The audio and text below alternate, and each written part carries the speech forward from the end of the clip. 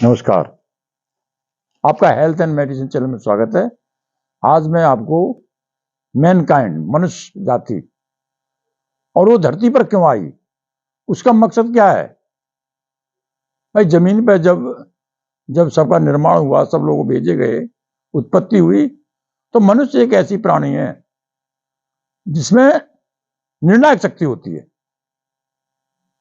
और जीव जंतुओं में नहीं होती है।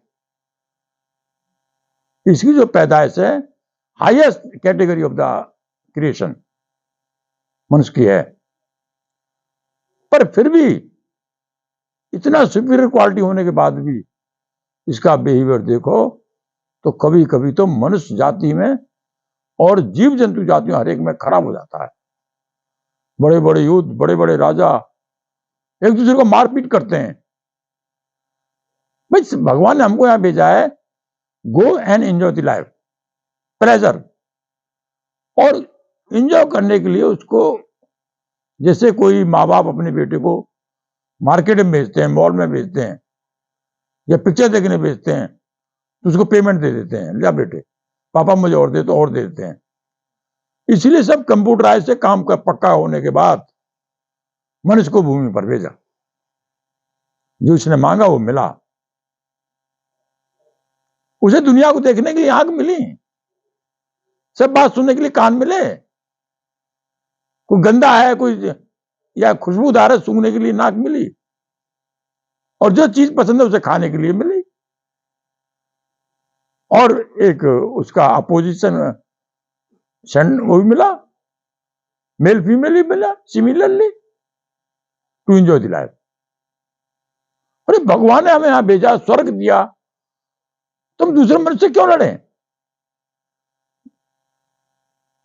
कभी गौर ने हमको कहा लड़ो, किसी के मां बाप ने कहा भाइयों से भाई तुम लड़ो। जब हम प्रकृति के नियम के खिलाफ चलते हैं तो दुख हमारे साथ हो जाते हैं, पैरेलल हो जाते हैं, जीवन का पार्ट बन जाते हैं। आप प्रैक्टिकल देख लो, एक माँ बाप के दो बेटे होते हैं, तीन होते हैं, आपस में दुश्मनाई होती है, दूसरों को, औरों की तो बात छोड़ो, आप मारपीट के लिए तैयार होते हैं, कटने को तैयार होते हैं, बाहर की तो बात छोड़ो। इसका मतलब है, इसको कहेंगे इग्नोरेंस, अज्ञानता, lack of knowledge, lack of विवेक। विवेक नहीं है। और आजकल नहीं, जब से पृथ्वी बनी है दिस थिंग इज हैपनिंग। यहां तक कि तुम हर जगह देख लो, कौरव पांडव कहानी देख लो, रामचंद्र जी की देख लो, हर राजा महाराजा की देख लो, एक राजा दूसरे राजा को मार रहा। क्यों मार रहा भाई? तू अपनी जमीन पे हकदार रहे, वो अपनी जमीन पे हकदार है, ऐसा सोचते ही नहीं है, तलवार भाले रखते हैं। और आजकल वो चीज और बढ़ गई है। पहले जिस जमाने में हमेशा जो पृथ्वी हुई है, दो चीजें पैरेलल रहती हैं। बहुत लोगों ने खत्म करने की कोशिश की, साधु संत आए और ऋषि मुनि आए, पर वो खत्म नहीं कर सके। और आई फील, जैसा मैंने स्टडी की है, जैसा गॉड कहता है, गुरु कहता है, खत्म हो ही नहीं सकती। और जिस दिन दोनों चीजें खत्म हो जाएंगी, पृथ्वी रुक जाएगी, चलना बंद हो जाएगा, स्थिरता होगी, और जनरेशन नहीं आएगी। साइंटिफिकल में है, मैं ज्यादा उधर चला गया। तो जब कभी देखो हमारी लड़ाई हुई, कोई भी बाहर के आदमी आए, बिजनेस किया, अंग्रेज आए, मुगल आए, कुछ आए, तभी भी हम लोगों में दो ग्रुप थे। मैं दो लड़के, वो एक लड़का हमारे देश की तरफ था और एक लड़का उनकी सब तरफ था। उसे ज्ञान नहीं है, विवेक नहीं है। आज हमारे देश में इवन पॉलिटिक्स में आज क्या हो रहा है, one group is controlling, developing the country, और उसका अपोजिशन आदमी है, उसको इंटरप्ट कर रहे हैं। भाई तुमने पब्लिक ने तुमको राजा बना दिया, जो राजा है उससे क्यों लड़ रहे हो? तुमको राजा नहीं बनाया कि तुमने पब्लिक सोचा ये राजा बनने लायक ही नहीं है। जब तुम राजा बनने लायक हो ही नहीं, तो जो राजा बन गया उससे क्यों लड़ रहे हो? बिना मतलब के, in form of the Kaurava, बिल्कुल in the form of the Kaurava. अधर्म, अधर्म, धर्म, अधर्म, this is a true word. इसमें धर्म में किसी का नाम नहीं है, ईसा मसीह और मुगल और हिंदू, कुछ नहीं। धर्म, अधर्म, जो सत्य बात है वो धर्म है और जो असत्य बात है वो धर्म है। ये हमेशा चले आए जमीन पर, जब से जमीन बनी है, जब से ये ब्रह्मांड बना है, और बिना इसके और घटते बढ़ते रहते हैं। और संत लोग इसको बैलेंस करने के लिए सता आए हुए हैं जमीन पर। गॉड जो है संत लोगों को भेजता है, जगह जगह पर संत लोग छाए होते हैं, जहां कुछ प्रॉब्लम होती है संतों को वो वही बना देता है, रख देता है वहां पर। और संत लोग इंटरफेयर नहीं करते, बस जो है वो बता दे, दिखा देते हैं, कभी कभी चमत्कार भी करते हैं। संत मीन भगवान, फॉर्म ऑफ द भगवान होते हैं संत लोग। तो उनको हमें फॉलो करना चाहिए। मैं कितना क्लियर कह रहा हूं, जो काम कर रहे हैं वो ऑनेस्ट आदमी, धार्मिक हैं, और जो काम नहीं करने दे रहे हैं वो अधर्म है।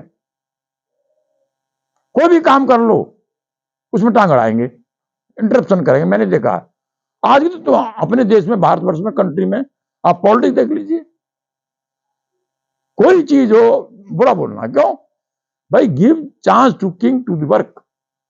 उस राजा को चांस दो, उसे पेन चलाने दो। अब कोई आदमी खोज कर रहा है, कोई वैज्ञानिक है, तुम उसके दरवाजे में हल्ला मचाओगे, लाठी लेके पहुंच जाएंगे चार हाथ पहलवान लोग, तो खोज कर पाएगा क्या? जिसने हमारे बिजली बनाई पूरे वर्ल्ड में, आज देखो कितने प्रकाश में हम हैं, अगर उसके सामने तुम लड़ोगे, तू क्यों बना रहा, मैं बनाऊंगा, ये जो तैने बनाई है वो बिजली के नाम में रखूंगा अपना नाम। ये लोग हमेशा पैदा होते आए हैं। जब हम दूसरी कंट्री से लड़ रहे थे आजादी के लिए, ये लोग साथ थे उनके, ये प्रूफ है, उनके नाम भी है, आज वो भी है। आज ये लोग अभी भी चाहते हैं कोई कंट्री हमें कब्जा कर दे, पर ये मात्रा में कम है, कमजोर है। इन लोगों से बच के रहना चाहिए। और ये हमारे देश में नहीं है, हमारे घर में भी है। They are very dangerful, you have to avoid them by विवेक। आप विवेक से उनसे बचना पड़ेगा। ये बहुत बड़ा चैप्टर है। मैंने कुछ समय पहले 4-6 साल बाद इसमें कूदने की जब की कोशिश की थी, पर मैं सॉरी नहीं। हम तो वहां जाते हैं, विवेक का काम होता है, जहां संत लोग बैठते हैं।